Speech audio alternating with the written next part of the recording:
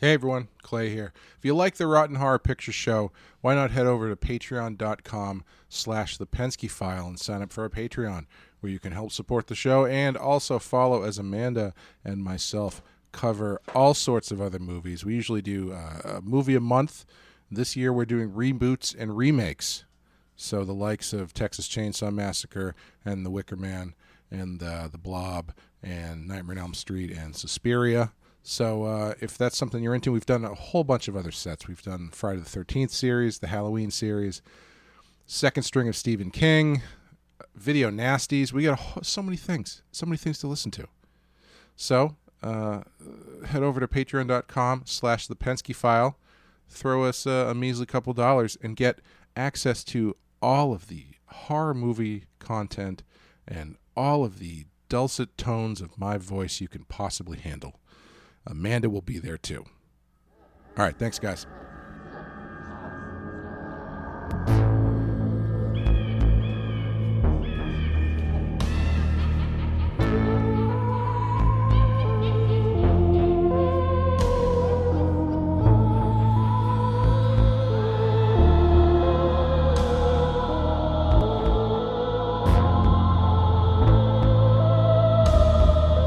Welcome to the Rotten Horror Picture Show.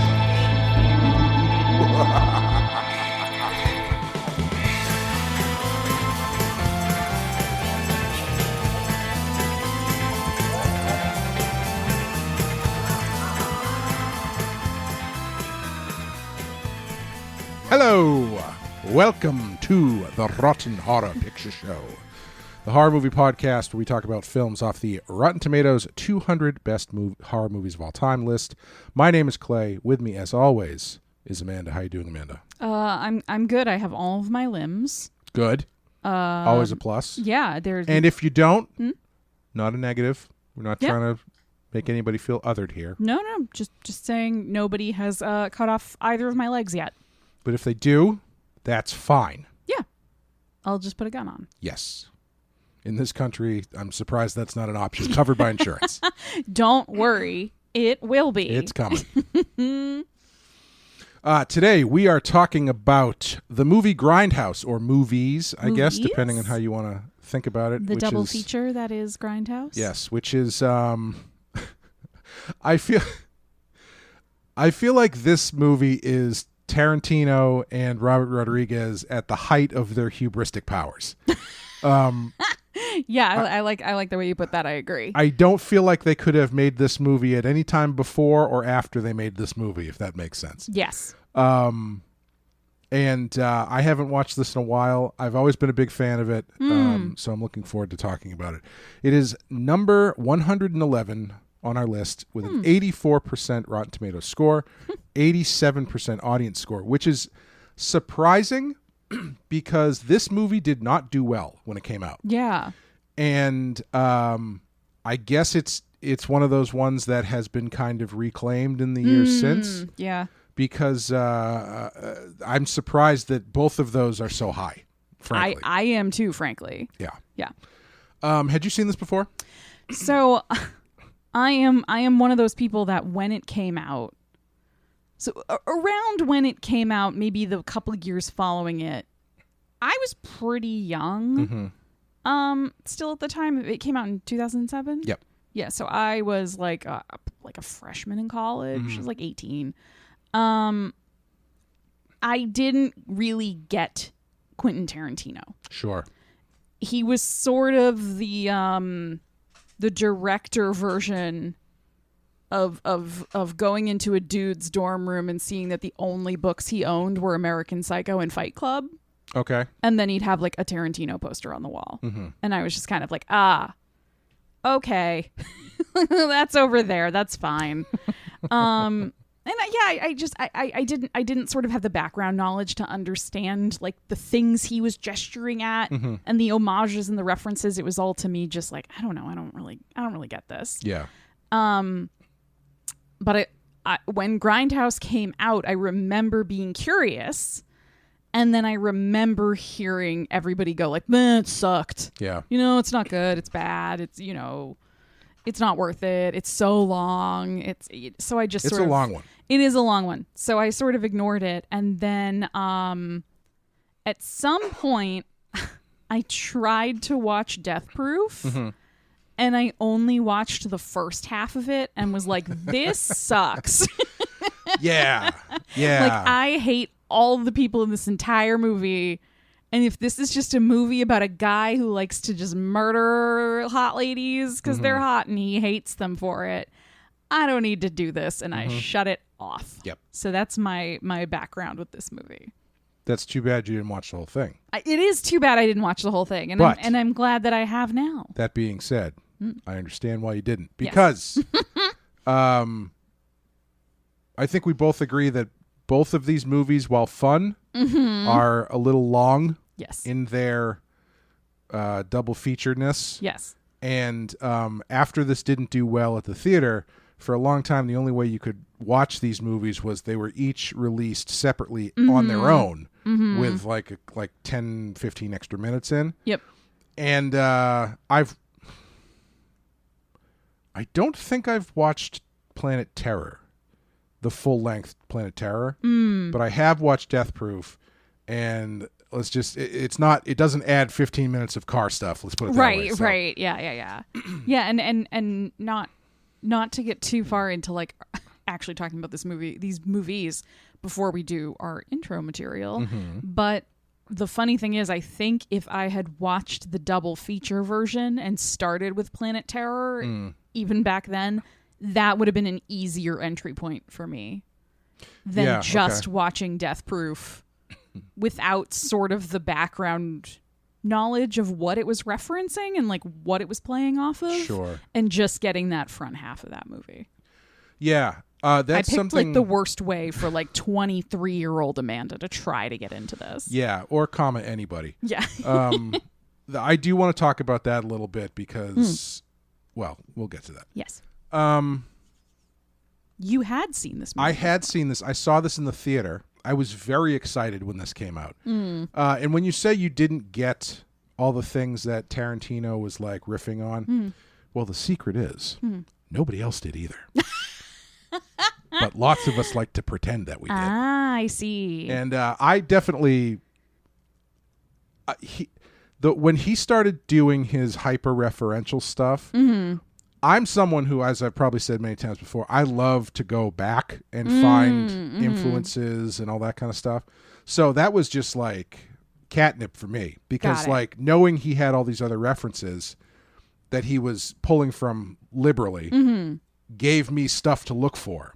So like I could go back and watch when Kill Bill came out. I could go back and watch Lady Snowblood or whatever. And when they were doing this, I was much of more of a horror guy anyway.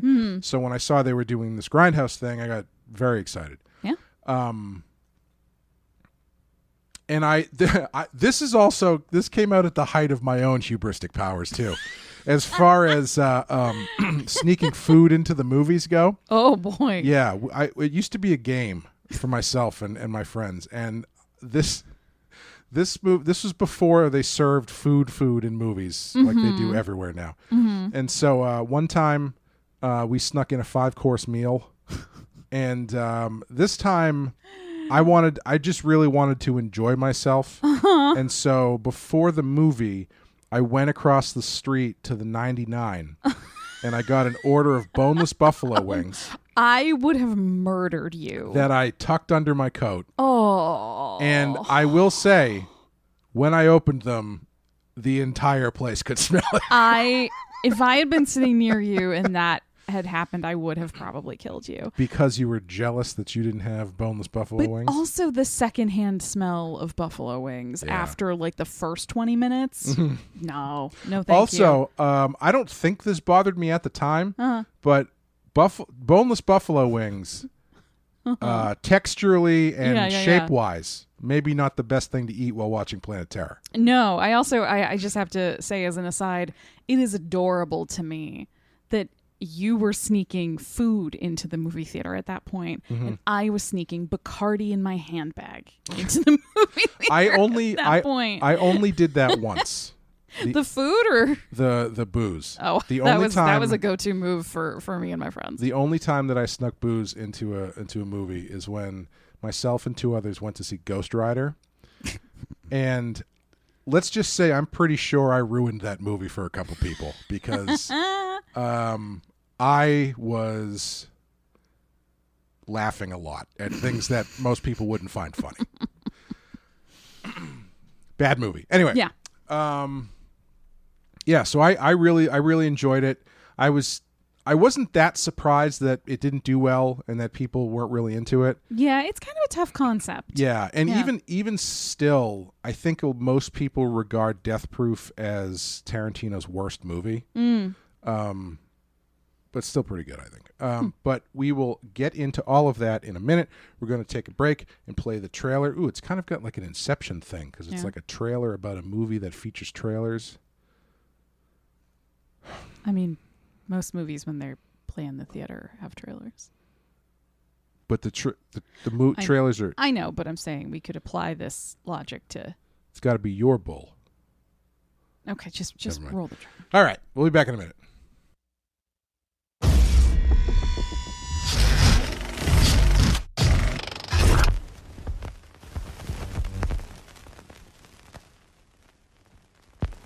From the directors of Reservoir Dogs, Desperado, Pulp Fiction, From Dusk Till Dawn, Once Upon a Time in Mexico, Kill Bill, and Sin City.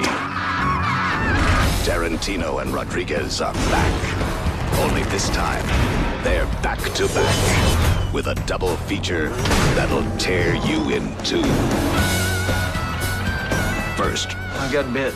Bit by what? If I told you, you probably wouldn't believe me. Robert Rodriguez, Planet Terror. Made you something. Open that door, will you, baby?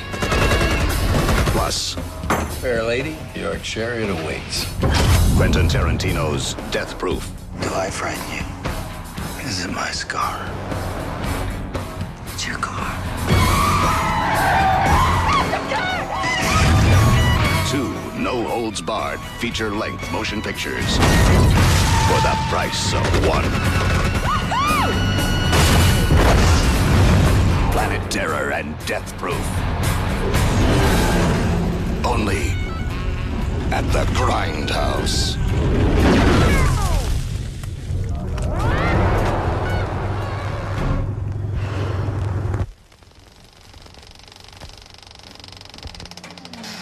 Okay, Grindhouse.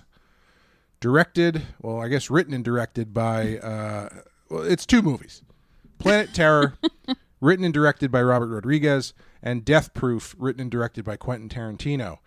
Starring, this is across both movies, Kurt Russell, Rose McGowan, Danny Trejo, Zoe Bell, Rosario Dawson, Vanessa Ferlito, Sidney Poitier, which really confused me when I saw this as a kid. When I saw this in the theater, I was like, I'm going to go on a limb and say Sidney Poitier is not in this movie. Yeah. But he is not, but his granddaughter is. Hey.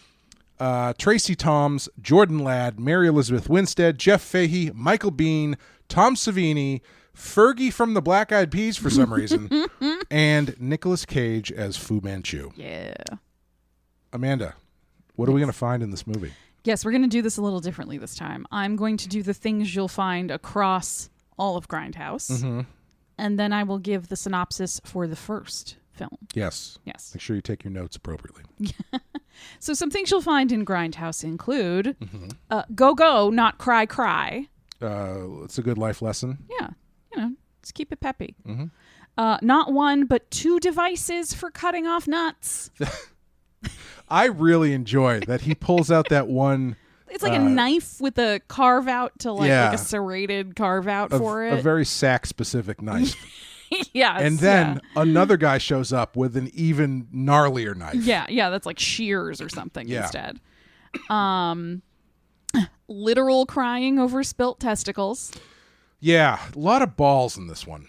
Yeah, a lot of grotesque male genitalia. Yeah, my favorite part about it too is it's not something they just do for the bit and then forget about. That guy's thing is like he just likes cutting off balls. Yeah. Because he has a whole new bag of them at the end of the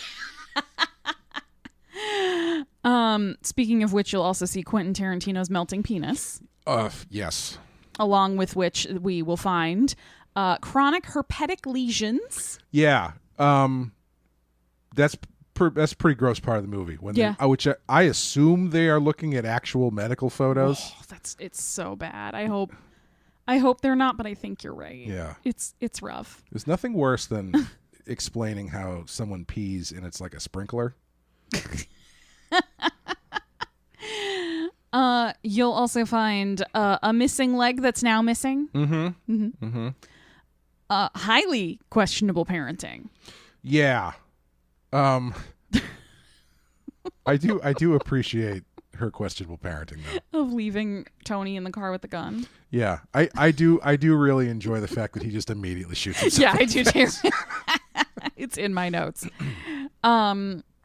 You will also find the trailers for Machete, Werewolf Women of the SS, Don't, and Thanksgiving. Yes.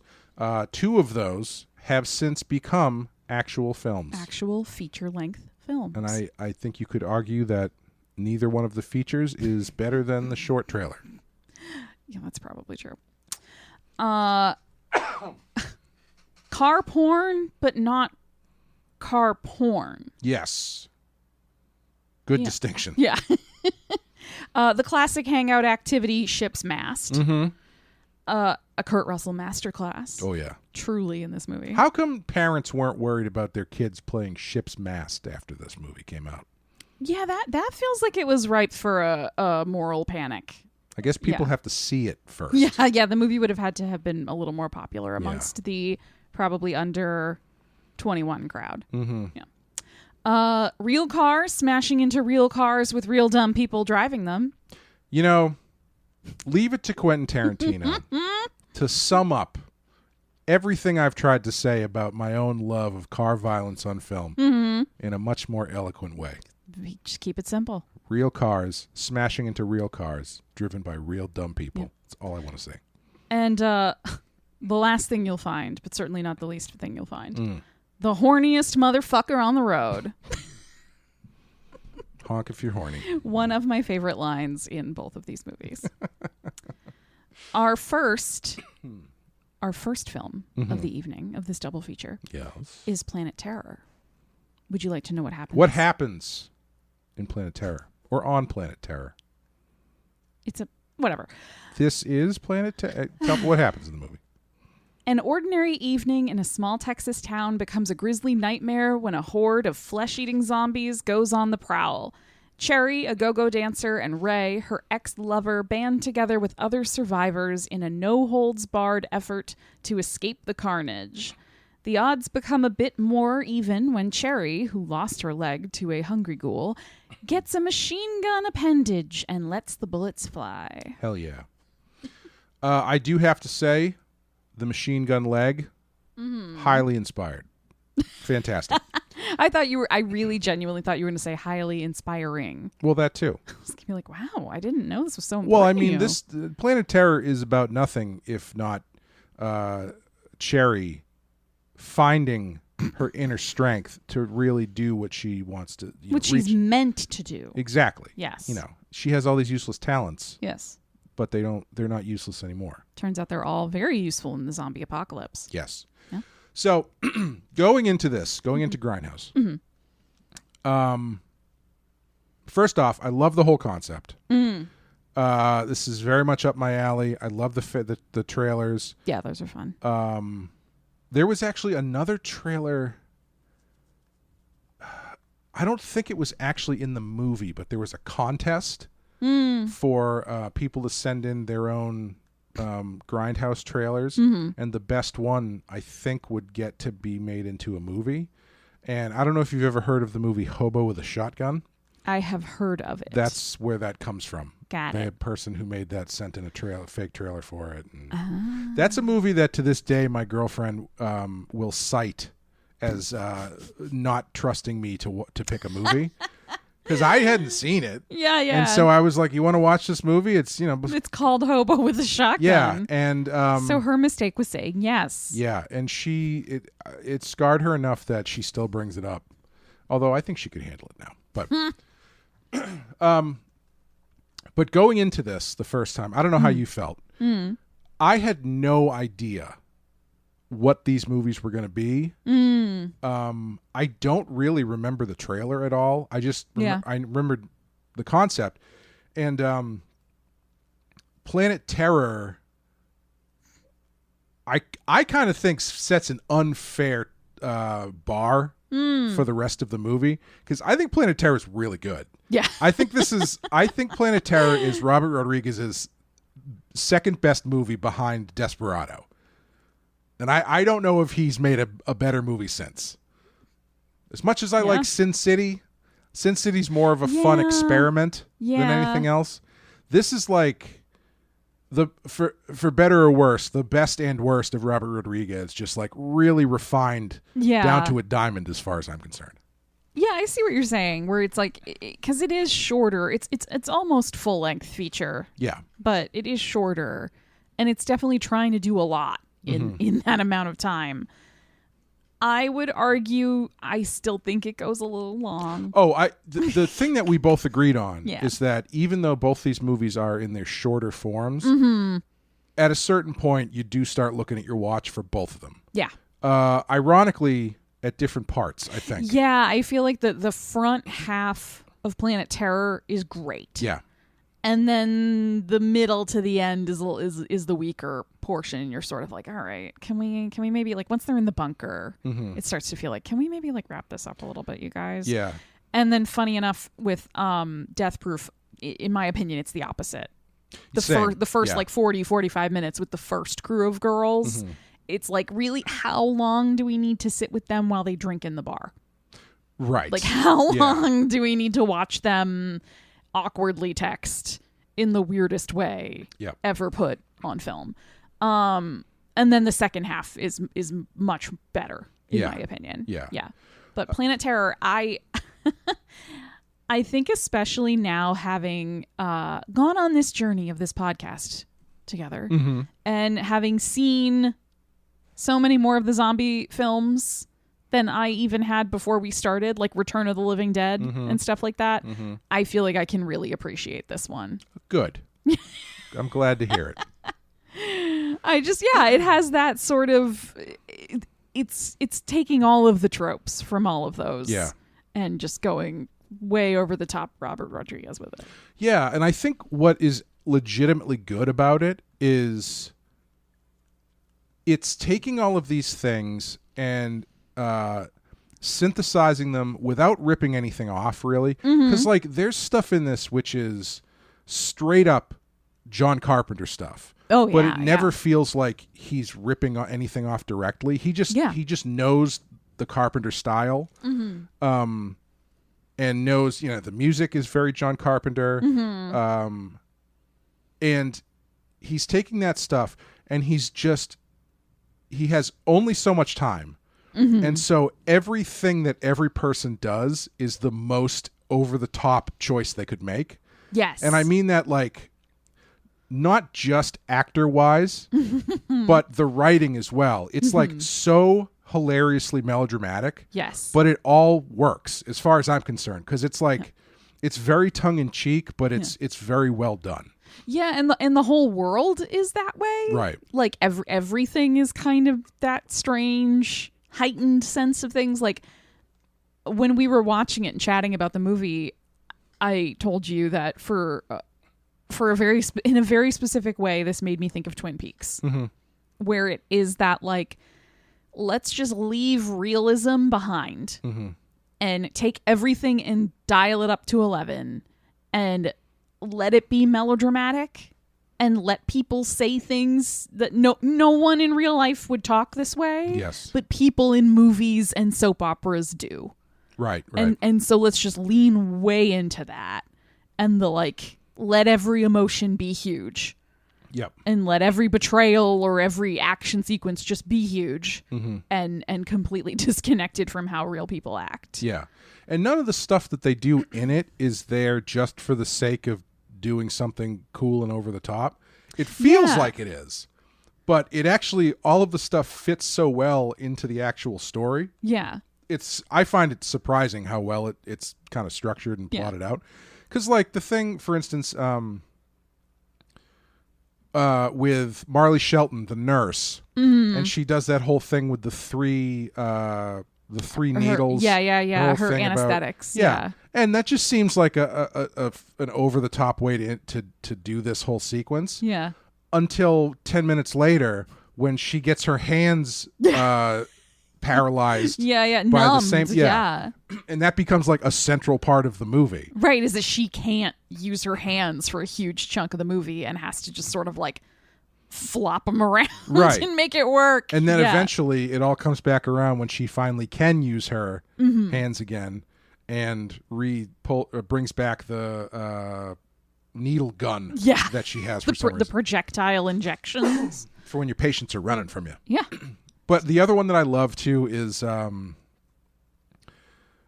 thing with the Jeff Fahey and Michael Biehn, the barbecue guy and the sheriff. Yes, yeah, and they're brothers. Yeah, like that's what makes this so much better than a lot of the schlock that it's inspired by, because you've got a scene where Michael Biehn is talking to the barbecue guy on the phone, right? And after he finishes the stilted expository dialogue, then he starts demanding the guy's recipe for his barbecue. Yeah. Like it's something they've fought over a lot. Yes. And in that interaction, that's when you find out they're brothers. Yep. And in that interaction, Jeff Fahey says, I would never give you my recipe. Even if I was dying in your arms, I would not give you that recipe.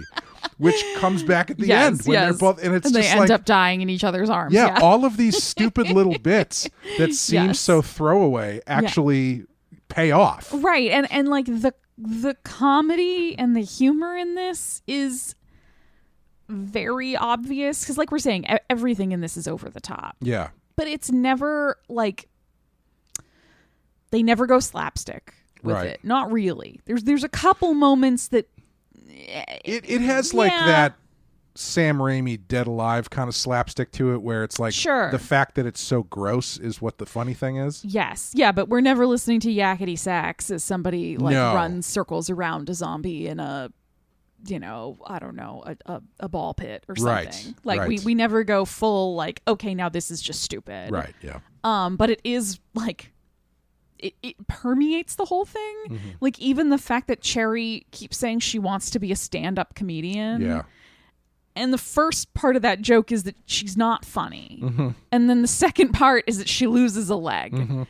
And it keeps coming back, but in a way that makes sense in the world of the movie. And it's just this like little, and there's all these things are throughout the whole thing. Yeah. These little like, they become these like repetitious jokes, but it works.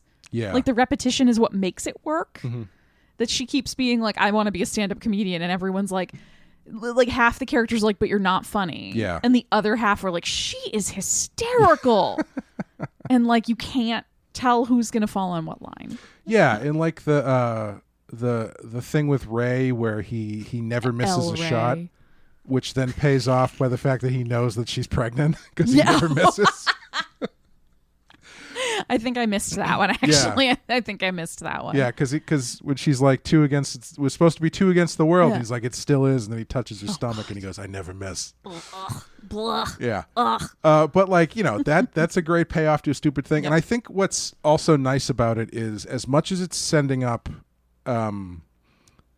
stuff that has come before, I think it's also Robert Rodriguez is being very self-aware of his own predilections, I think, in this. Because the stuff I like the least is the Robert Rodriguez stuff, but because I do think that his thing can be very over the top. Yeah. But in this, I think he understands that because like my least favorite character in the movie is El Rey because he's going into a Robert Rodriguez movie, seeing that character in a vacuum, I'm like, ugh. Yeah. But especially if he's the main protagonist. Yeah. Yeah. But when you kind of take a step back and look at him inside this ridiculous movie and this ridiculous hype over the top thing, it's clear he's playing on his own thing that he tends to do. Yeah. Yeah, 100%. And I actually really came around to El Rey throughout this movie because at first I was like, ew, why would somebody like Cherry ever be with him? He's this like, I don't know, this is just kind of like dorky, short weirdo. Hey. Like, El Rey, we love our short kings. very good. Very good. I like it. Your dog did not like it. No, he did not like that joke. But like the joke about El Rey is not as simple as just like, he's the like action hero guy, but look, he's short. That's part of it, but it's the whole presentation of him. Yeah, they never make a joke about him. No. But his whole presentation is a joke. Yes. Like that, from the haircut and the little goatee to the way he dresses to the dumb tattoos, like when he takes his shirt off. The way he talks. The way he talks, and he's so over dramatic. Yep. The fact that he has a quote unquote mysterious past. Yep. And they never explain it, which I think is amazing. And then they put him on the little pocket bike. Yes. At the end, like towards the end of his, I don't know, and just the over-the-top gunslinging, like the whole thing all together just makes it a really fun send-up of that exact, like, Rodriguez hyper masculine, hyper macho main character. And I think it works really well. I think it's actually really fun. Yeah, and even the thing he does with the jacket ends up paying off well too. Because you know, he's like, I looked for that jacket for 2 weeks. Yeah.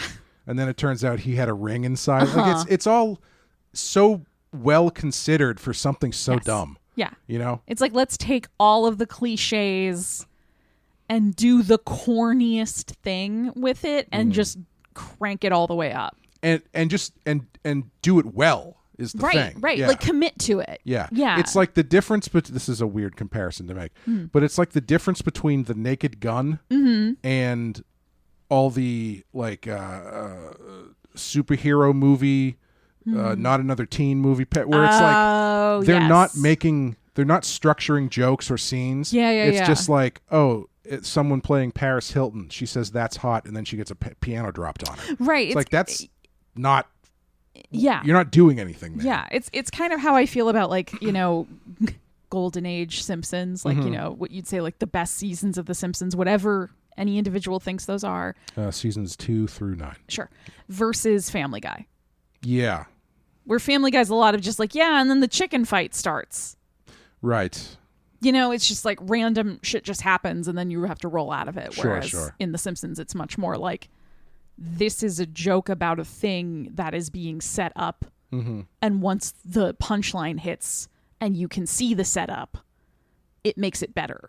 Yes. Because it has been crafted. It has been like constructed into the narrative, not just, now, you know, Meg falls down the stairs and everyone points and laughs at her.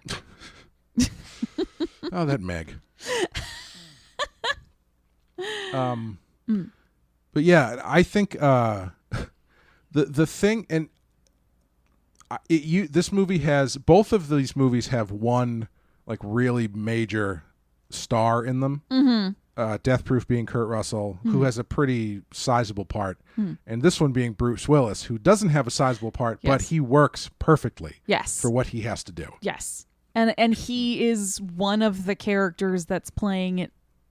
He's one of the very few characters that's like not just playing it straight, but is sort of, because everybody's playing it straight in Planet Terror. Yeah, there's no one in it who is really winking to the camera. Like the goofiest character in the movie is Quentin Tarantino.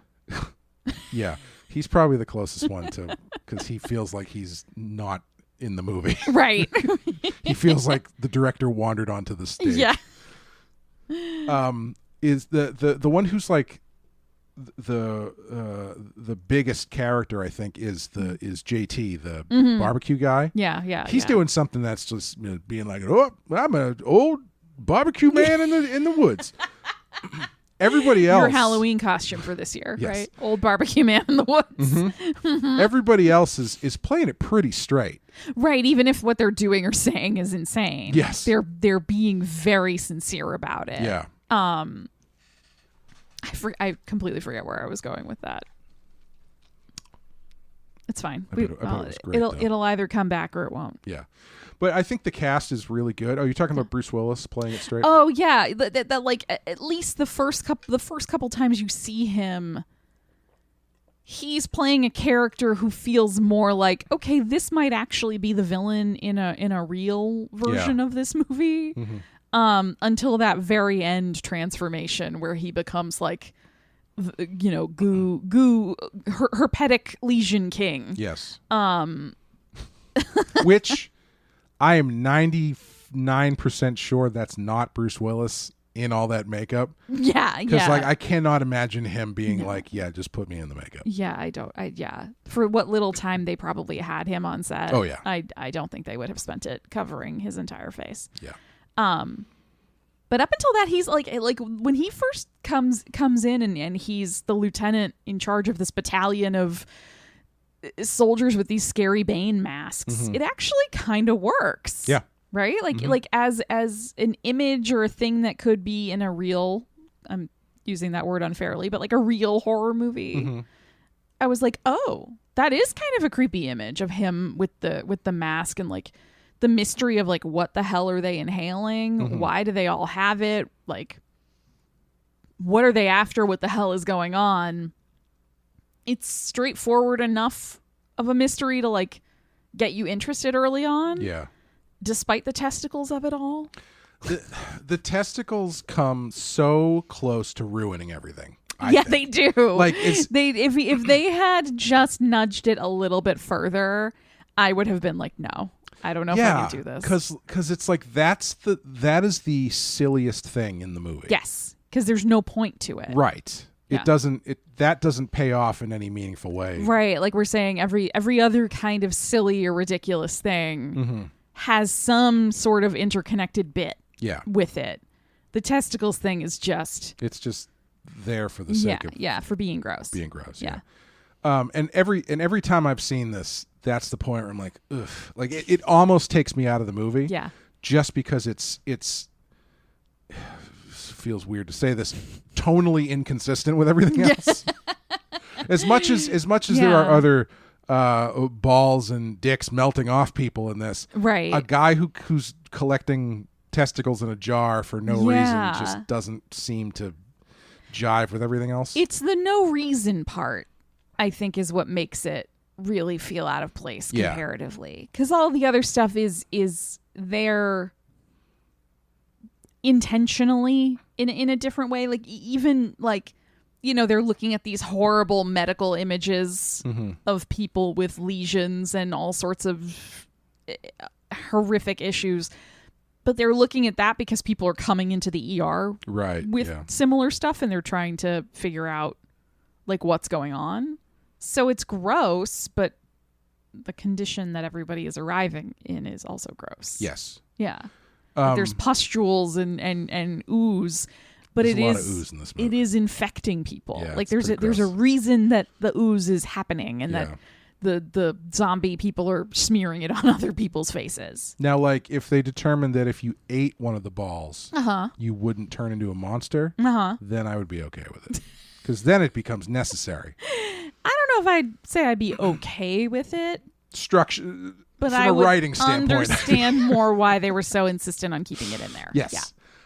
The other thing, I mean, Bruce Willis playing it so straight, just I think my favorite line in this is when he's turning into, he tells this whole story about how he killed bin Laden. Yes. Yeah, but it wasn't supposed to be him. Yeah, it wasn't supposed to happen. So instead of getting like, he gives like the Francis Hummel speech from The Rock, basically, where it's like instead of giving us awards, they expose us to this shit and all this kind of stuff. And then he starts turning into this monster. And right before shooting him, El Rey says, "God bless you, sir, and your service to this country." It's so absurd, but they deliver it so seriously that I can't help but like it. Yeah. Like there's a version of this movie that is not as good when everybody is winking at the camera. Yes. When it's like really over the top and everybody is sort of like nudge, nudge, isn't this ridiculous? I think the person they could have very easily cast in this movie that would have been terrible casting, Sylvester Stallone, for exactly that reason. Yeah. I think he can be a great actor. I don't think he's good at comedy because anytime I've seen him try to be funny, he has to make sure that that he knows that he's in on the joke. Yeah, yeah. So like if you ever watch Tango and Cash, it's just like it just doesn't. It's that movie should be a slam dunk. Sylvester Stallone and Kurt Russell. But anyway. Yeah, yeah. I see what you're saying though. It's like you need somebody who's not afraid to seem like they bought into this. Yeah. Yeah. It's like if you ever seen a John Cena match when he just like comes back for a one-off. Yeah. You always get the feeling that he's like kind of winking at the audience. Anyway. Yeah. Aside from all the military stuff, there's all the stuff with Marley Shelton and Josh Brolin at the hospital. The doctor's block. Yes. Yes. And I think that stuff is great too. So this is I wasn't sure where that was all going at first, but it weirdly ended up working. Yeah. Yeah. This is Josh Brolin right before he kind of has his big like renaissance. And interestingly enough, apparently during filming, Josh Brolin asked Robert Rodriguez for a video camera so he could shoot his audition tape for No Country for Old Men. Oh shit. He ended up having his audition shot with the $1 million digital camera they were using for the picture, directed by Quentin Tarantino, and with Marley Shelton reading the part of his wife in the scene. Wow. The tape was then scored and edited by Rodriguez before being sent to Joel and Ethan Coen. Their first response on viewing the tape was to ask who lit the set. That's amazing. But I think he's really good. Yeah. Because again, he's willing to commit, right? Like he doesn't go. I mean, he goes as over the top as he needs to. Right. But everybody treats their character like a real character. Yes. Yeah. I think Marley Shelton. I don't know what happened to her. She was in like a couple Rodriguez things, and I always thought she was good, but she never really broke out. And I can't tell you the last thing she was. I think she's great in this. Yeah. And one of the things I think is really funny that is not really focused on is anytime she's on screen, she is posed immaculately. So like when it's her and Cherry in the prison at the end at the military base, she's like sitting very perched with her back up and her like knees bent in, like she's they've got supermodel. the posture very done and at the end up. when they're on the beach, she's like holding the machine gun with the bikini and she's stuff. got like the power stance going. And it's they never draw attention to it. And the other thing that's so refreshing about this, nobody calls out the jokes. Right. Like nobody says to her, "Why do you always stand like you're on a magazine?" Like I feel like that's such an easy thing that a lot of people do now. Yeah. But they just let the jokes happen. Well, that's what I mean. Even with Cherry and the being a stand-up comedian, like she is upset when she loses her leg and says at one point, "But I wanted to become a stand-up comedian." But no one else, like no one laughs at that. Yeah. No one else ever says, like, guess you're not standing up when you do your comedy now. You know, like it would have been so easy to make it into a corny joke. And instead it's like, nope, I'm just going to do this and then we're going to move on. Yeah. Yeah. The master stroke of this movie, however, which still works. I've seen this probably 2 or 3 times at this point, and it still works every time. Is the missing reel gag. Yes. Oh my God. In the theater, the whole theater lost their minds. It's so funny. It is really funny. And what's impressive about it is, again, not only is it a joke, but it cuts out, it just jumps in the story, cutting out so much crap that you just don't need to deal with. And you can, in your mind, as a person who has seen movies, you can write that in your head and be like, oh yeah, well they're just skipping the part where the babysitters somehow end up running into the guy who runs the strip club and he ends up saving them from a zombie, and then you're missing the part where she and her dad have to like fight zombies on their way and they meet up with Cherry and El Rey and they have to get to the it cuts through all of that kind of logistical stuff that so many movies have to do to get their ensemble cast somehow put together in one place for the grand finale. Yeah. Yeah. And it also the one I always like is they spend so much of the first half with Michael Biehn's character giving Ray shit. Yeah. Being like, don't give this guy a gun. And then after the jump, he's like, I'm so sorry. Yeah. I had no idea you were El Rey. Yeah. Never explaining what that means. And then he's like, give them all of the guns. Yes. And they're like, really? He's like, all of them. Yeah, it's so good, and it's interesting because it's such a good call to keep things moving. Yes. With such little time. But once they get to the military base, especially when the gunfight happens at the end, it just gets too long. It does it's like the opposite of what the cut does, because I found when they all run outside at the end and start fighting, there's like 15 people there. Yeah. I'm like, who are all these people? Yeah. Why do they have 25 people with them right now? Right. And they have to start doing things like explaining, like, all right, there are 2 helicopters. Yeah. This person can fly one. Who else can fly a helicopter? Oh, you can? You don't want to? Too bad. You're flying the helicopter. All right, we're going to do that. Like, it becomes too... Like, everything else that has been happening up until that point has just been so quick. Yeah. And that becomes... It gets too muddy and... Yeah, it starts turning into gun gymnastics. Yeah. And as fun as some of that stuff can be, that can get old very quick. Yes. Fortunately, they have some really good stuff in there. Cherry on the back of the motorcycle is great. Yes, yeah. When she does the bridge to move out of the way of the rocket launcher, excellent. But yeah, they definitely could have cut that part down by like a couple minutes. Yeah. And I think really would have tightened that up. Yeah. And even the ending, I think the ending is good because it's such a ridiculous ending where they're now like living in Machu Picchu or something. First of all, it's definitely not Machu Picchu. Okay. It's probably Chichen Itza. I could be wrong. Okay. But it's definitely not Machu Picchu. Or as my father-in-law would say, Michael Picchu. Michael Picchu. Star of 80s sitcom Together with 3. But there's no way to end this movie. Like, you can't end a movie like this on a total downer. Sure. Like, you can't have them all die, right? Yeah. Like it's not serious enough for that. Yeah. Some amount of them has to live.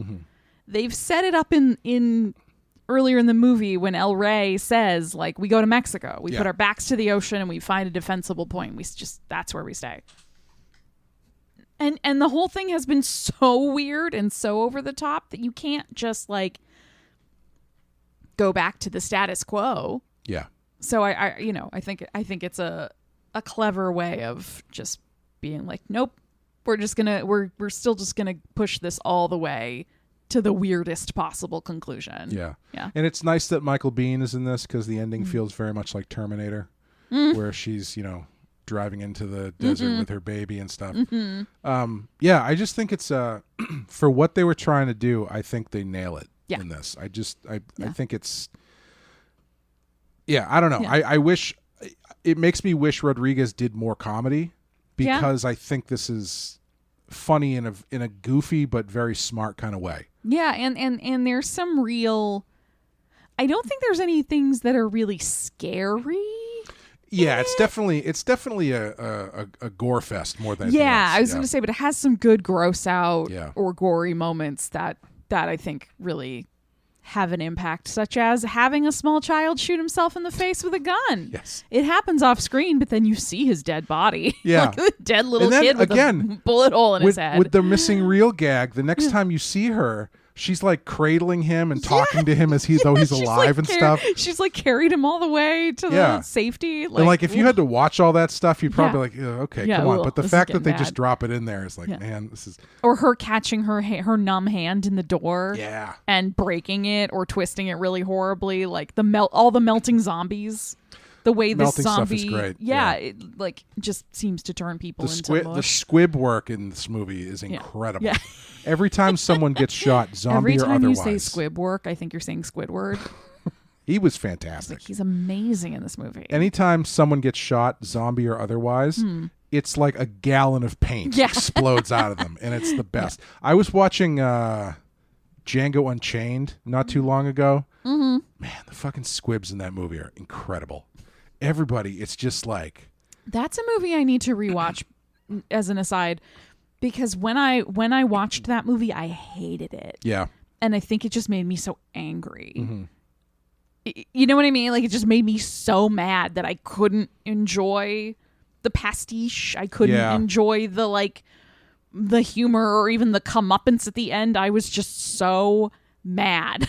Yeah. Through so much of it. That one had a lot of weird, like, cultural baggage for some reason. Like, it was kind of like Joker, where everybody went in thinking it was going to be one thing and ready to get mad when it wasn't.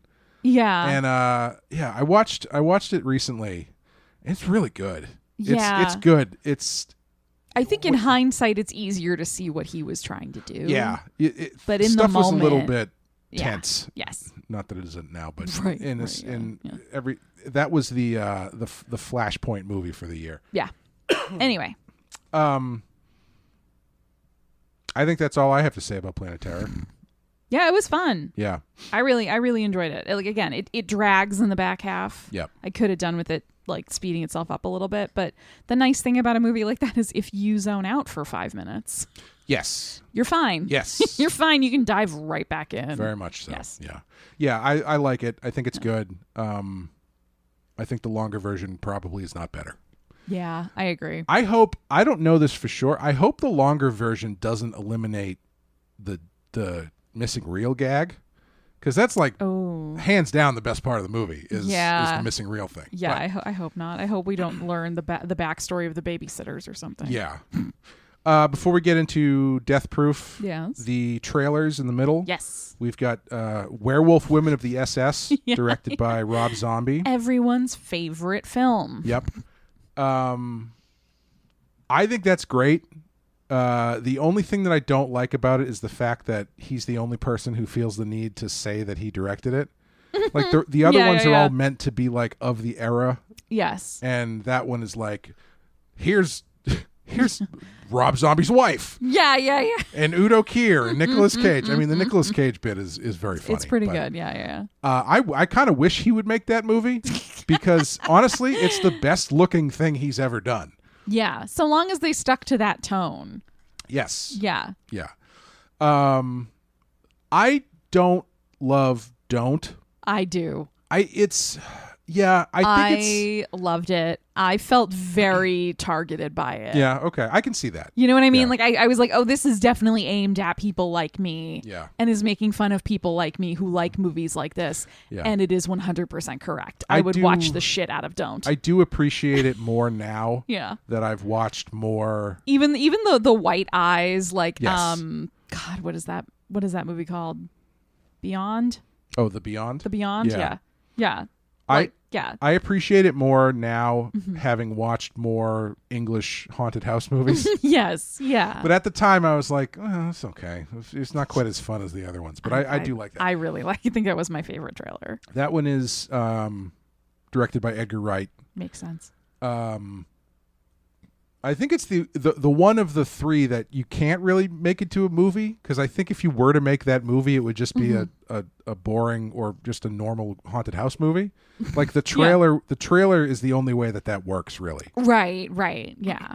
Yeah, because it's more a joke about trailers. Yes. Than it is about a specific movie. Yeah. In a way. Yeah. And the last one is Thanksgiving from Eli Roth, which... I'm going to go on the record and say I don't particularly care for the works of Mr. Eli Roth. Do you want me to quote you from our chat the other night? No.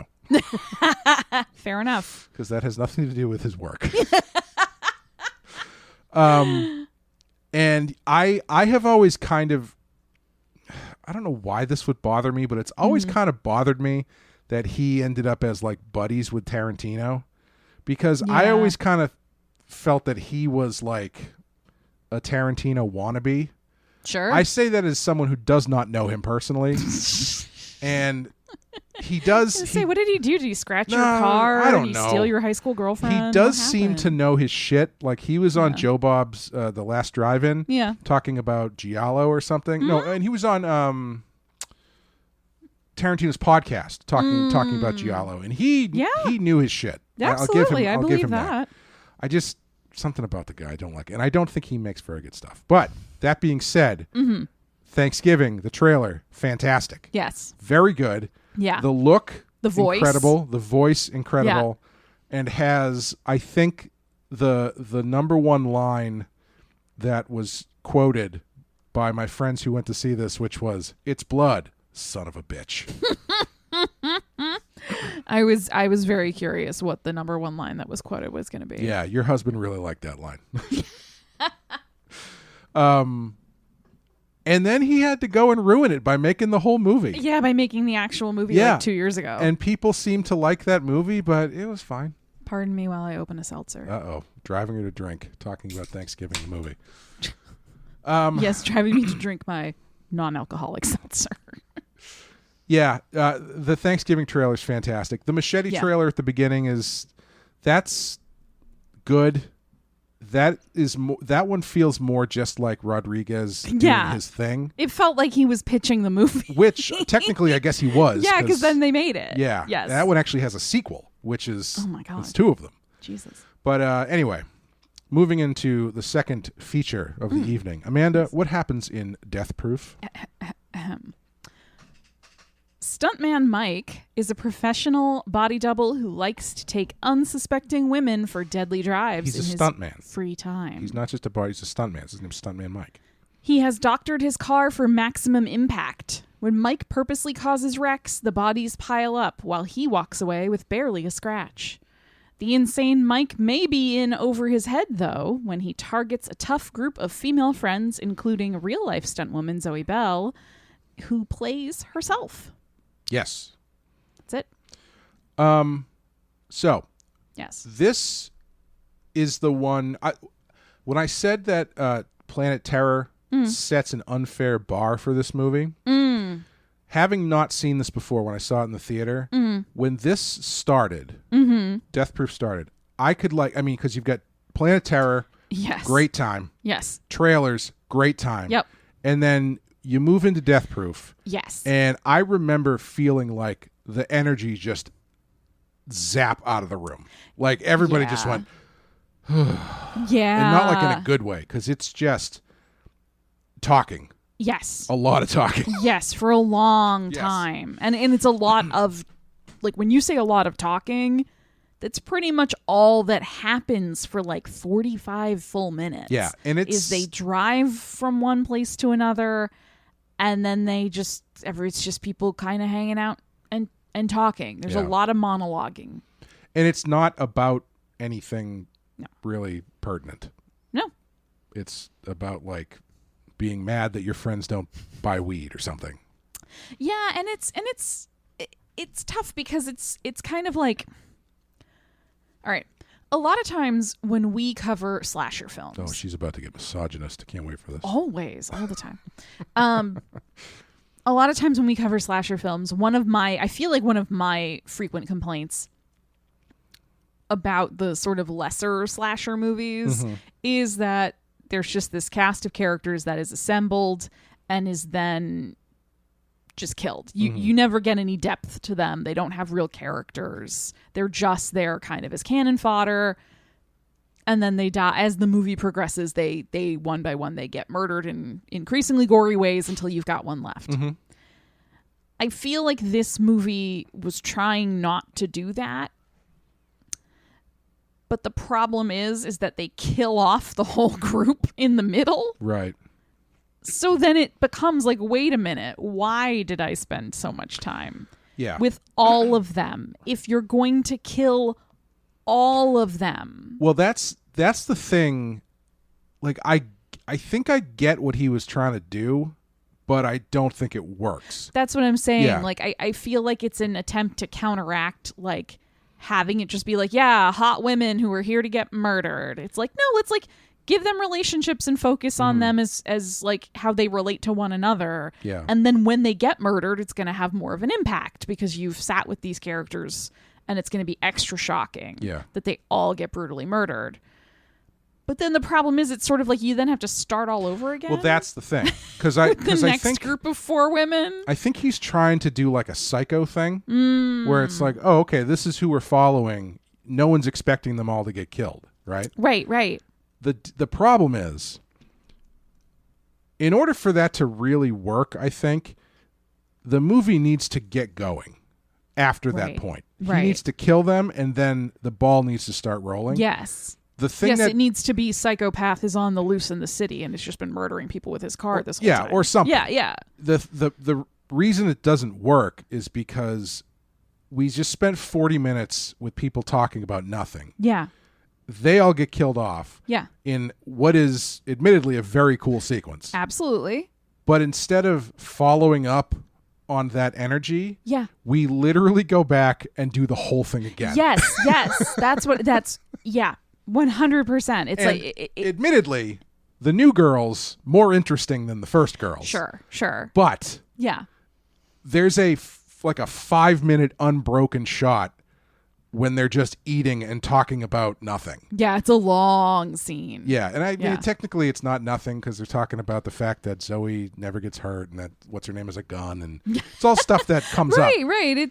But it's very long. Yeah, but it's a long time, and the fact that it comes halfway through the movie, after you've just spent 40 minutes doing the same thing, just grinds everything to a halt. There's, I feel like, a way.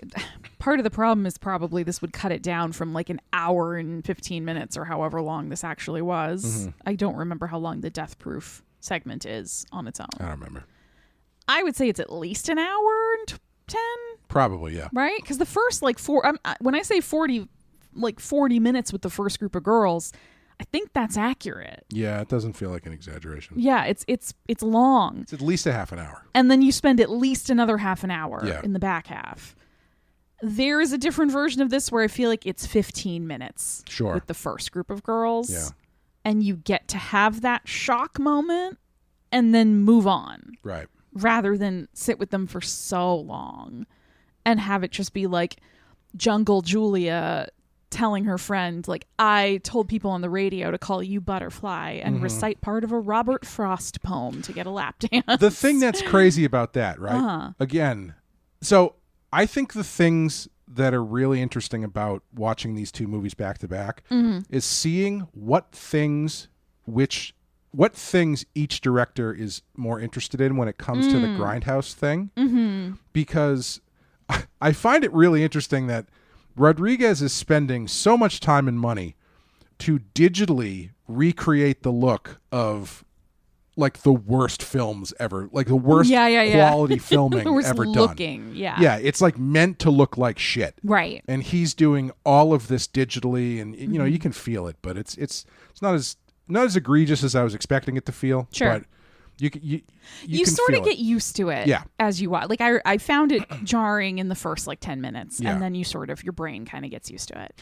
Tarantino stuff, he's got like the film grain because he's shooting it on film, so it feels more warm and feels more alive. Yeah, it feels like the 70s. Yeah, and he's got the excuse me, he's got the scratches and stuff. I found his imperfections more interesting because they're more subtle. Yeah. There's bits where like the framing of a shot will change mid-shot. Yeah. Which feels very much like something that would happen in one of these movies. Yes. It's like everything short of a boom mic budget, coming in, you know? Yeah. And the places where it jumps. However, he does the same. I could not figure out why they did this. He does the same missing reel gag. Yes. But it doesn't work in this. Yeah. And his explanation of his version of it is that so if you watch the whole Death Proof, the thing that is on that missing reel is the lap dance. Okay. And so his thing was like, yeah, I mean, like that would be the reel someone would steal is where she does the lap dance. Oh. So he's like thinking fourth dimensionally he's about thinking it. horn dog fourth dimensionally. Yeah, and it's like, well, that you're thinking about it outside of the movie, right? And not how that actually works for the story that you're telling. Yes, yeah. And the entire buildup of that whole first part is just to get to that lap dance. Right. And I'm not saying like we need to see the girl do the lap. It's just no, but because you also feel like it's coming to this maybe confrontation is the right word of that character whose name I am blanking on. Butterfly. It wasn't actually Butterfly, but sure, Butterfly. The one who is supposed to do the lap. Yes, that is her real name. That is her real name. She says that. Yeah. Oh, okay. Her name's Butterfly. Great. All right, so like it feels like it's building to the confrontation between Butterfly and Stuntman Mike, like the two of them alone. Sure. Yes. Yeah. That's kind of where I was expecting it to go. Is that they would end up alone somehow, and she would either have to get away from him, or he would win her over somehow, and then even take her even more unawares later on. You know what I mean? But it feels like it's going to be consequential. Yeah.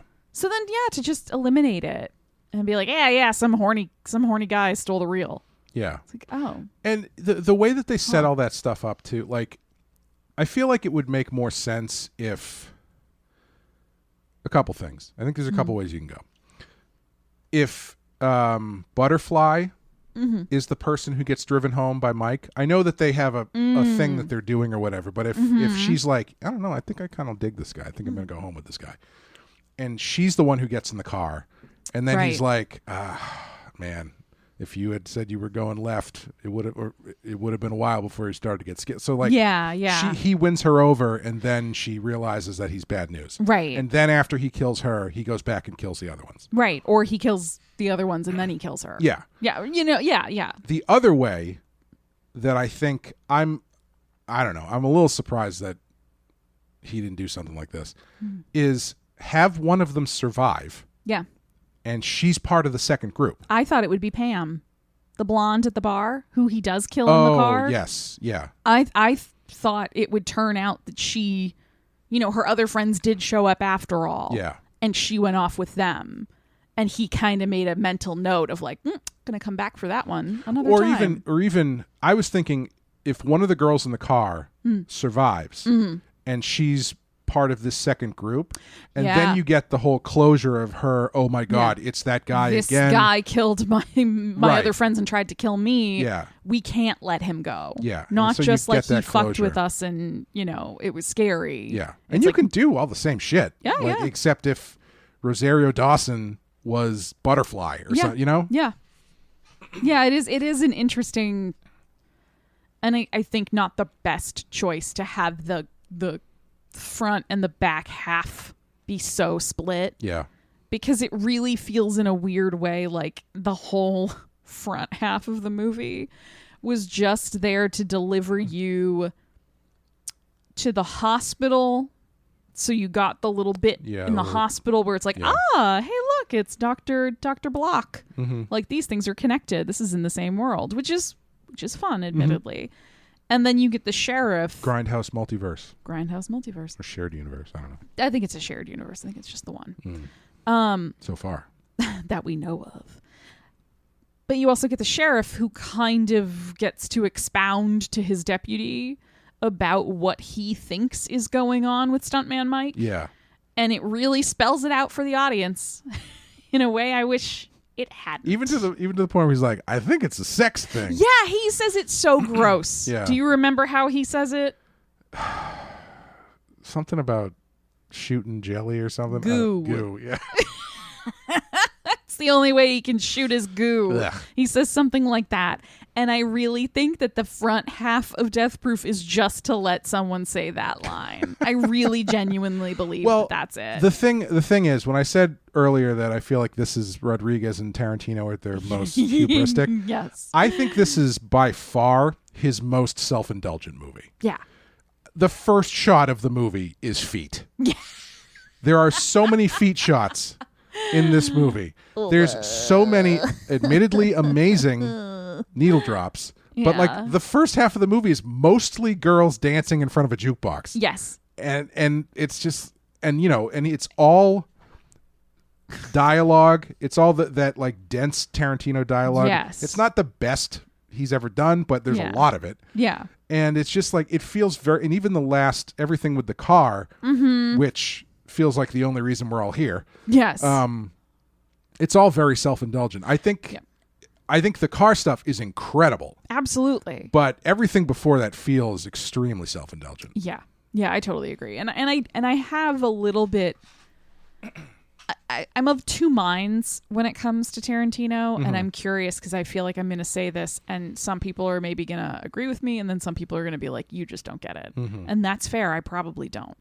But with his dialogue, on the one hand, I appreciate that he has a very strong style. Like his characters speak in a very specific way, regardless of era, like what time they're in, their gender, their class. Like they all speak in a very Tarantino way of speaking. But sometimes I find it so... It takes me out of it a little bit. Yep. Especially when you've got four women talking to each other and they're all talking like men from a Quentin Tarantino movie. Yes. And it I will say it works better for me in the second group of women. Yeah. Because they are involved in the movie industry. They're stunt women. They're kind of badass. They're kind of tough. And like that, I'm like, sure, you can be that Tarantino style of saying bitch and motherfucker every fifth word. Have fun. Yep. But the first crew of girls, who very much feel more like girls to me, like they feel like younger and a little less experienced and definitely more sheltered, they still talk in that Tarantino way a lot, and it just doesn't make sense for their characters as much. Yeah. And so it pulls me, it goes back to that self-indulgent feeling where it's like he's just taking every opportunity he can to just really go for it. Yeah. I do also think that, well, a couple things. One, the line that always takes me out, not that I don't think Jungle Julia hasn't watched a lot of Japanese samurai movies, but every time she says the line when she's talking to Stuntman Mike and he's like, aren't you on a billboard? And she says, yeah, I'm on a billboard right there, Zatoichi. Zatoichi is a blind swordsman from a series of Japanese movies. And it's like, Yeah. I mean, maybe. I don't know who's dropping that in casual conversation. But, I mean, that's the thing he does. But more importantly, I think what's fascinating about his writing is Tarantino dialogue really separates good actors from great actors. Yes. Because not everybody can convincingly perform his stuff. And when you find someone who can do it, say like your Jackson's L. Samuel. Yeah. Yes. So Jackson's Samuel L. Or Jackson, comma. Yeah. Or someone like that. Yeah. It sounds so natural. Yes. It sounds like poetry. It's great.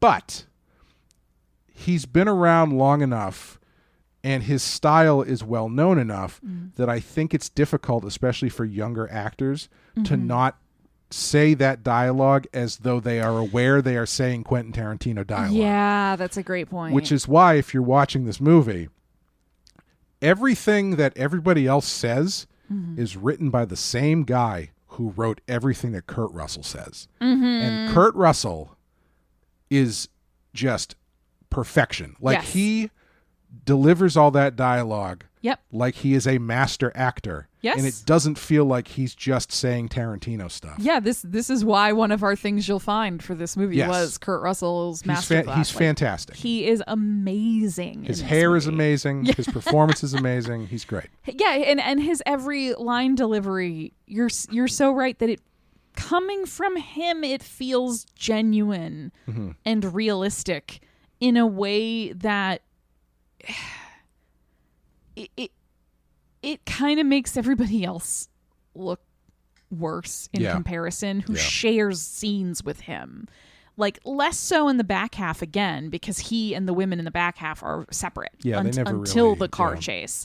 And by that point, everything has gotten so heightened that it's just everybody's maniacal. But in that earlier half, when he's in the bar and he's talking to people, it's so noticeable that he sounds natural. Like you're saying, he sounds like this is just the way he talks. And everyone else sounds so artificial in comparison. But at the same time, it means that every time he opens his mouth, it's like, oh, this movie just got 10 times better. Yeah, even his most, I would say the most awkward dialogue he has to say, which is when he starts talking about the book that he has. And he just drops into a John Wayne impression for some reason. Yeah. Like, that's probably the most awkward stuff. They were probably like, who do you do a good impression of? And he was probably, I do a pretty good John Wayne, actually. I would be curious as to whether or not he did that just himself. I could see that. Yeah. Yeah. But that stuff is fairly, like anybody else, I think that would just be awful. Yeah. And he manages to make it work. It's still kind of weird, but it works. It's weird in a way that you can attribute it to his character, though. Yes. Where you're like, oh, okay, this is one of those things that, as artificial as it is and as weird as it is, in a strange way, it also felt very realistic to me. Of if you are a group of younger women out and you've been drinking and whatever, and some creepy older dude is hitting on you or like kind of trying to get involved in your group, even if he's not overtly hitting on you, there are things guys like that will do that just ring a weird alarm bell in your head. And it's not that they've said anything inappropriate or that they've done anything scary or violent, but you're just like, there's something weird about this guy and I really don't like it. But he's not done anything bad enough for us to say, hey, buddy, fuck off and get away from us. And so for me, that kind of worked in that sense of like, he's being so weird that it's putting them on edge, especially Julia, but he's not crossing any lines. Yeah. And it's like he knows well enough how far he can push it in like being strange and making them uncomfortable. And and he knows that she's already on guard with him. Right. He's definitely playing with her. Yes, exactly. Yeah, that happened to me one time. Kurt Russell did a John Wayne impression? No, I was on a plane. Oh, no. And That's the worst because you're trapped. Yeah, as I get older... No, I was in the Kurt Russell position, unfortunately. Oh, no.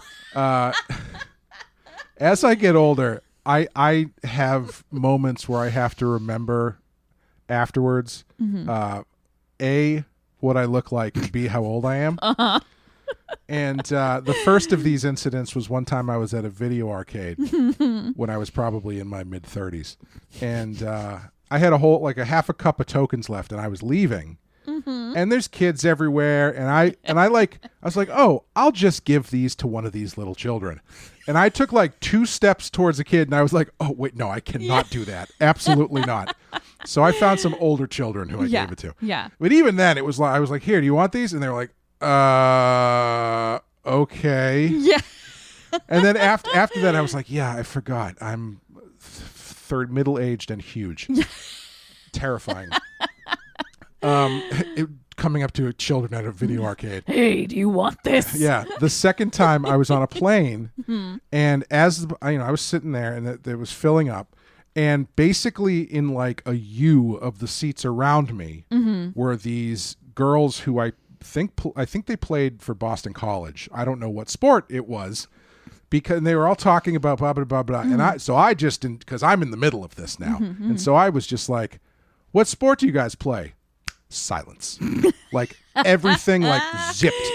And one of them was like, I think they were like softball or something. And I'm like, cool. And I was like, well, this is weird. No more questions from me. And it was, well, good luck on your game. And you put headphones on. That's it. That's all you can do. Yeah, it was weird. This is like, isn't there like I think it's a John Mulaney bit where he talks about walking home at night behind a woman, and he is like realizing that she is scared of him, and I don't know if he says he actually says to her or he thinks about saying to her, you don't have to be afraid of me, I am a little boy. Yes. Yeah. It's not true. No. Kurt Russell knows how to use it though. I just look like an asshole. Anyway. Yeah, he's fantastic. I mean, he's really not. I want to jump towards the end after we get into like the big car chase, the big scene, which is genuinely tense. It's really good. And I would say the scariest thing in either of these, in either Planet Terror or Death Proof, is that last sequence of the car chase with Zoe on the hood of the car, almost falling off for like 6 full minutes, which just seems absolutely terrifying. But I fucking love when they've kind of the initial chase is over and he gets out and he's like, that was fun. You girls that was great. All right, adios. And then they shoot him. Yeah. And the way he screams, like him for the rest of the movie from that point is the funniest fucking thing I have ever seen in my life. He's so funny in it. And it's just from that point on, he's been through the whole movie. He's been very frightening and very creepy.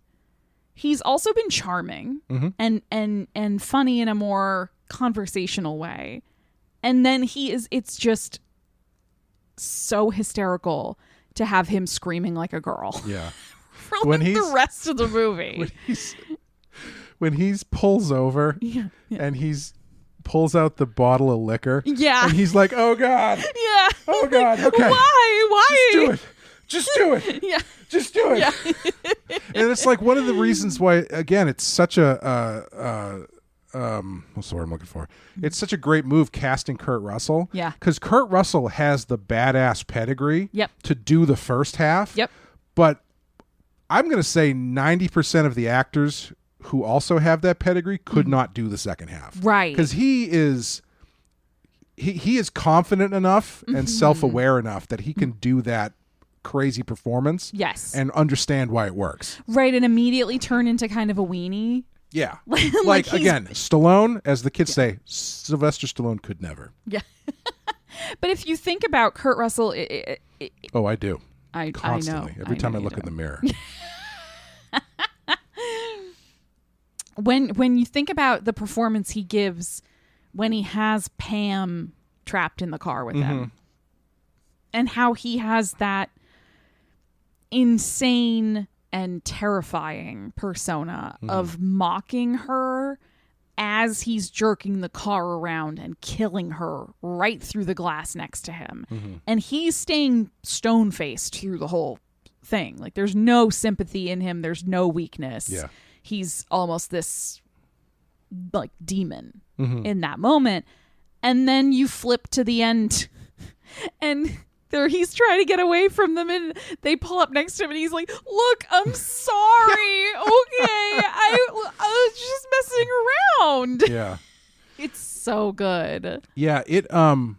I've talked about this movie with people who have said how much they hate that that happens at the end of the movie. And Really? I'm like, man, that's the whole, like, it, I didn't really, admittedly, the first time I saw this, I think the first half was such an energy suck that by the time you get to the stuff at the end, it's like, okay, that was cool car stuff. I guess the movie's over now.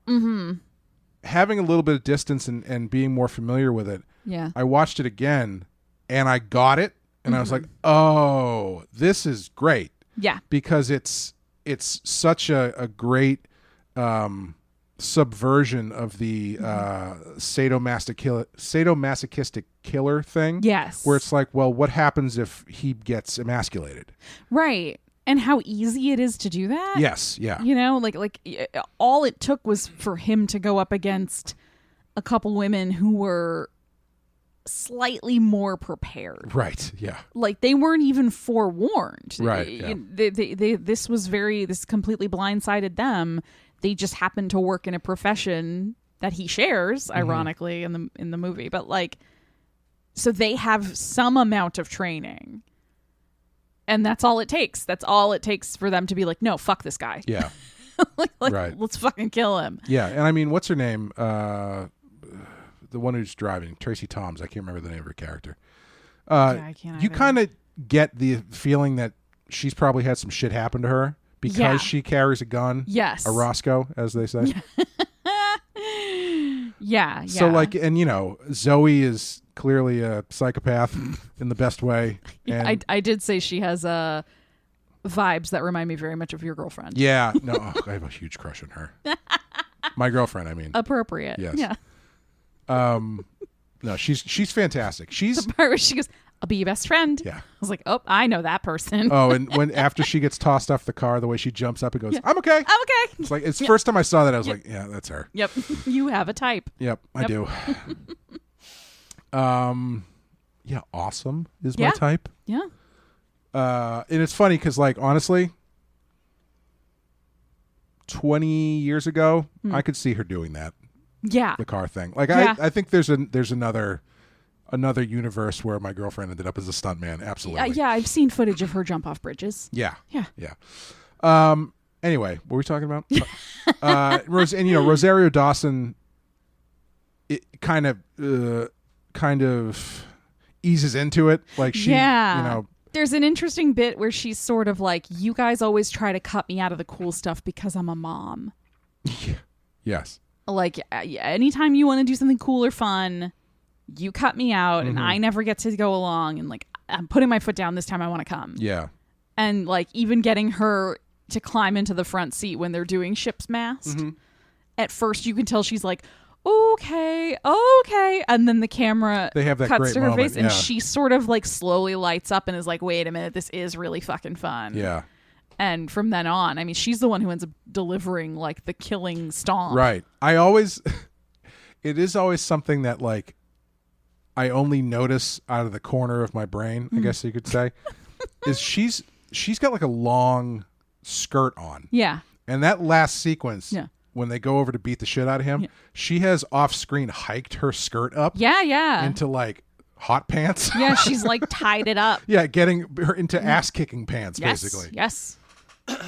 Gotta do it. You can't Yeah. with a long skirt. You can't get those high kicks in. I am a little disappointed we don't get to see the concurrent horror movie that's happening while this is happening, which is whatever is going on back Oh at my the barn God. with Mary Elizabeth With Winstead. poor, what's the character's name is Lee? Yeah. It's like Lee and Jasper. Yeah, I was like, yeah, everybody in this movie, they're bad friends. Yeah. They're not good friends. Yeah. They like imply she's, or outright say she's a porn actress. And then they're like, all right, have fun. Bye. Yeah. Yikes. They're going to come back with that car completely smashed up. And he's going to be like, I'm keeping your friend Probably yes. in my barn. Yeah. Yeah. Yep.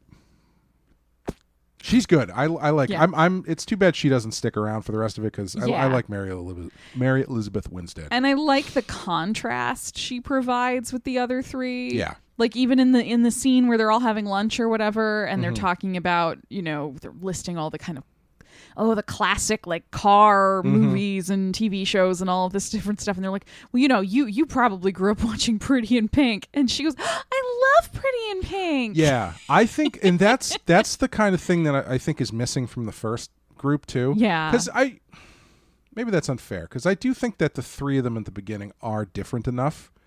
Yeah. Butterfly's vibe is different than Jungle Julia's, which is different than the blonde girl whose character I can't remember. Shanna. That's right, Shanna Banana. Shanna Banana. But I think everything is so overwhelmed by Jungle Julia Yes. that you don't really get a lot of them. Yeah. Because I think the scene with Butterfly and Kurt Russell when he's doing the book thing, I think that scene's really good, and I think Yeah. she's really good in it. Yeah, I do too. But yeah, you don't get a lot of them because you have to listen to Eli Roth talk about Oh my God. getting girls drunk. Jaeger shots. I do have a fun story though, because I have Jaeger been shots? to that chili bar.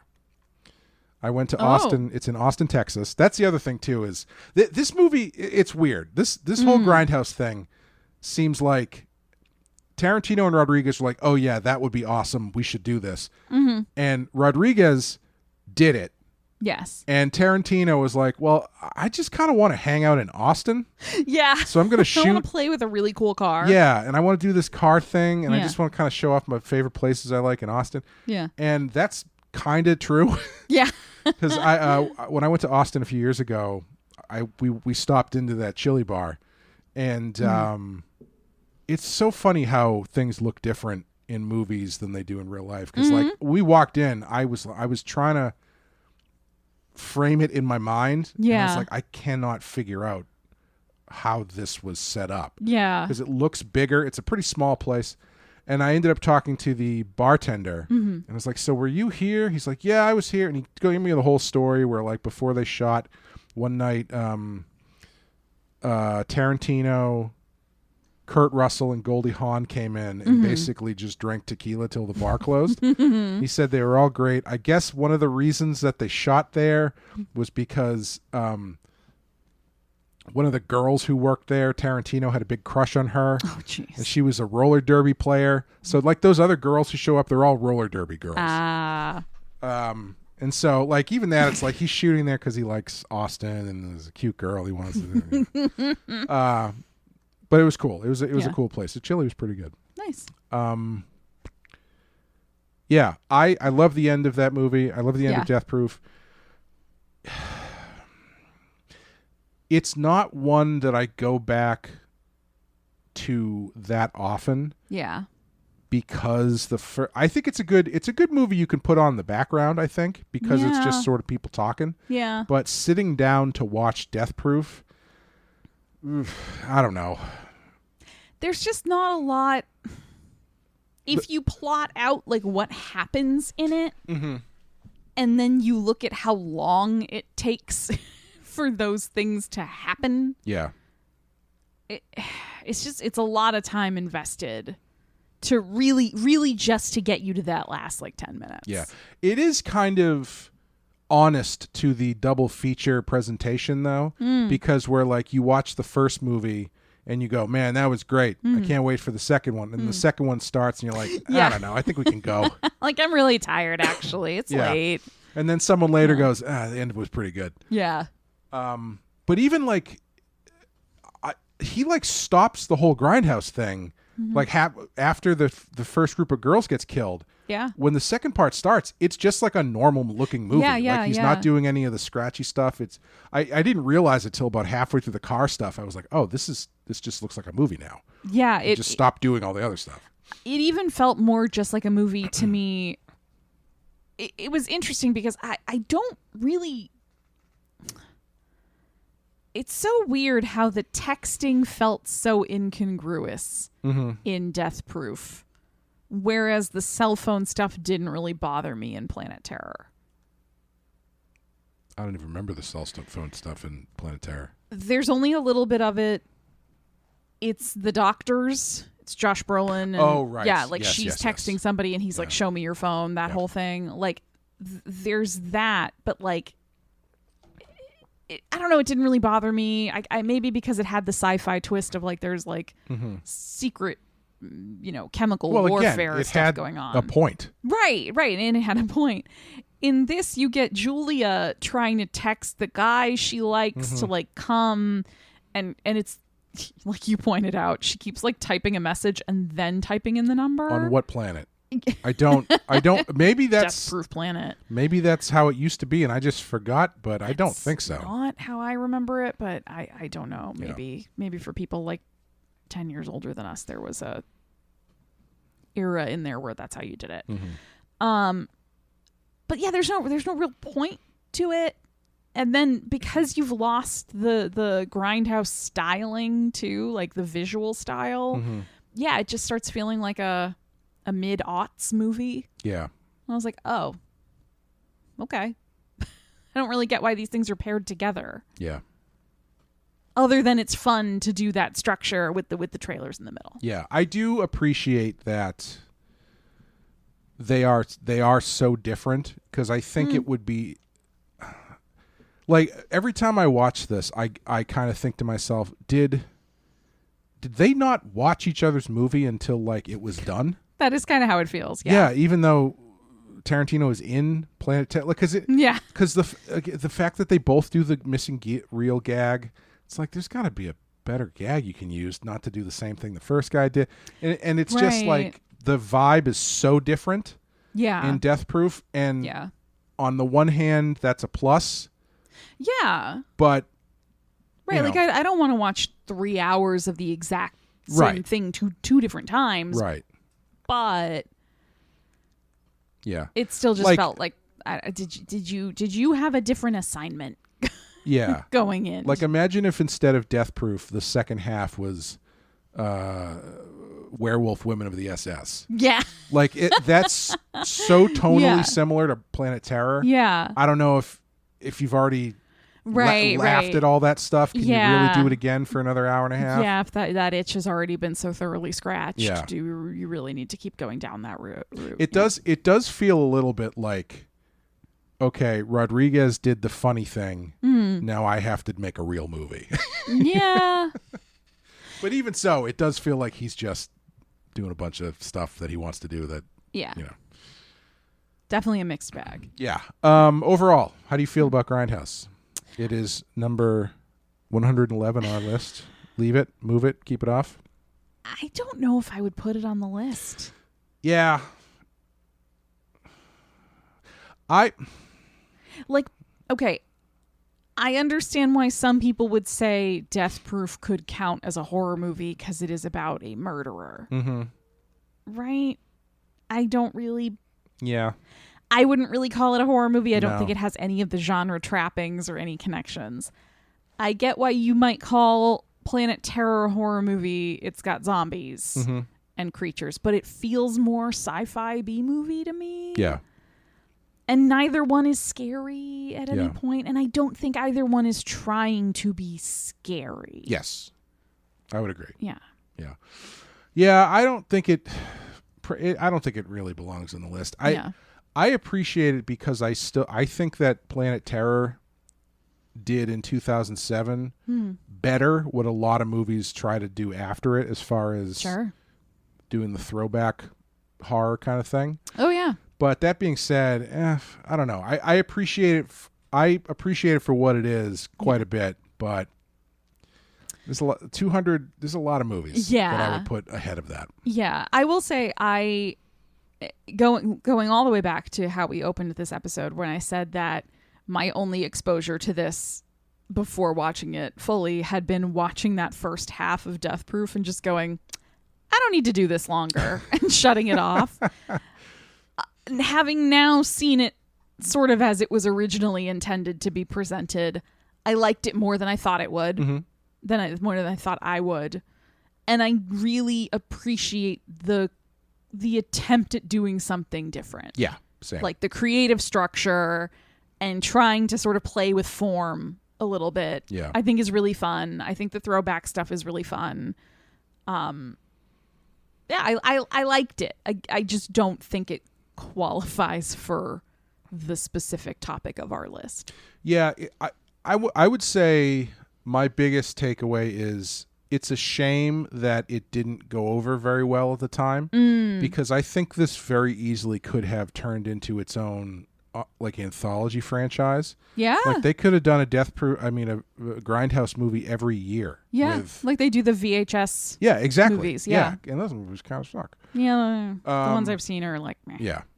But like, yeah, if you get like two people to make two kind of like mid-length movies, and Yeah. I think that would be it's an idea that I think might go over better now than in 2007. Yeah. Especially like the people who are going to the theaters anyway are like people who want to go to the theater. Right. So if They're looking for that experience. Yeah, and it's not like length really matters because people are going to see 3-hour fucking Superman movies. I mean, and like Oppenheimer was how long? Right. You know, not that everything's going to rise to the level. Killers of of the Oppenheimer, Flower but- Moon was like 5 hours. Right, long. right. The Brutalist. Yeah, like they're all exactly. we're going long movies nowadays. Yeah. And I don't know. Fantastic I feel like Four was like 2 hours and 10 minutes or something. yeah, that's on the short side for those movies. I know, but yes, you yeah. could easily do the Grindhouse thing in about 2 hours and 20 minutes. That's the thing. Yeah. Yeah, I think as we were saying, these run kind of long. Yeah. I think there's a refined version you could do where Yeah. you could easily every October here comes a new Right. Grindhouse with, these two guys are doing Yeah. movies. That's cool. Well, even imagine, we talked about how out of the trailers in this, Machete and Thanksgiving have become actual movies. Mm-hmm. Imagine if those were shorter versions and those were a Grindhouse entry. Yeah, totally. That would work. Yeah, like if your trailers in the middle were trailers for the next year's movies or something. Right. Anyway. Right, or might be. It Yeah. would be really fun. Anyway, Harvey Weinstein ruined all this. Yeah. I think there's a lot of Weinstein stuff that is tied to this era. I mean, it even says, like, I think at the opening of this movie, it's like, brought to you by your friends at the Weinstein Company. I was Yeah. I don't like that phrasing. No, thank you. Yeah, I don't know if... I know Rose McGowan's... Yeah. what's the word? Experience with him... I think Abuse. is from around this time Yeah. or something like that. And I was looking up the twins because I feel like they pop up in a couple Rodriguez movies and then I never saw them again. Yeah. And I think they are both not acting anymore. But the one thing I found was like a little clip of one of them on a podcast talking about Harvey Weinstein and being like, I was in a room with a predator and all this. So I don't know if something happened. Anyway, long story short, he's in jail. He's going to die there. Good for him. Great. Rest in piss. So I think that's going to do it for Grindhouse. We're going to hit the randomizer button. Beep, beep, boop, beep, beep, boop, boop, beep, boop. And our next film is going to be... Where'd it go? A Tale of Two Sisters, Hey! number 136, which Finally. longtime listeners may remember as the movie that Amanda, I think, said, is this movie on the list on our first episode. Yeah. I think it was like the movie I've been looking forward to doing. Yes. Mostly because I watched it as a child and was absolutely fucking terrified out of my mind. Mm-hmm. And I have not really watched it since. I have never seen it, so I'm looking forward to it. And Everyone's going to be like, this movie is boring as hell. I'm happy that Can't you wait. completed the gauntlet of 5 years of this garbage and 12 Friday the 13th movies and all of the video nasties and the Stephen Kings and Halloweens to get to the one movie you actually want to watch. Yeah. So, which reminds me. Are you firing me after next episode? Is that what's happening? Hey, if you want to quit, I won't blame you. Which reminds me, if you'd like to follow us this year as we're talking about reboots and remakes on Patreon, head over to patreon.com/thepenskyfile. We are doing in the month of September. That was A Nightmare on Elm Street featuring our good friend Wes. Nightmare on Elm Street correspondent, Wes. Yes, which is it really made me Wes. it really made me miss doing shows with Wes because Aw. going into that terrible movie. Yeah, really bad. And I was expecting, I was like, what are we going to talk about? We're just going to be talking about how terrible this movie is. Yeah. And then Wes throws us a curveball. Mm-hmm. And for literally an hour, Yes. we end up talking about the business model of Platinum Dunes, the production Yes, company that yeah. made the movie. Yes. And it was so much more interesting to talk about than the movie itself. Absolutely. And the concept of remaking things Yes. in other media, not just movies. Yes. Like, why and how does this work in other forms of art? Yeah, and it was a great one to do it on, too, because the movie was Yeah. bud. So... check that out. It's a good conversation. It's a long one too. It's like 2 hours, I think. Yeah. So if you are driving somewhere or getting a root canal or something, throw it on. Shout out to my dentist who listens to this show. Hey. Thank you guys for listening. Thank you, Amanda. Thanks, Clay. We'll see you next time. Bye, everyone.